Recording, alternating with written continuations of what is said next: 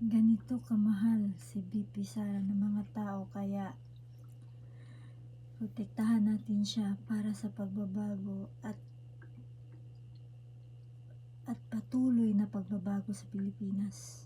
Siya lang ang ating kakampi sa lahat ng mga politiko. Mga Duterte lang ang ating kakampi. Mahirap man o mayaman, walang pili ng mga tao. Kaya go BP Sara, go!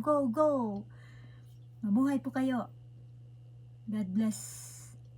Ingat po.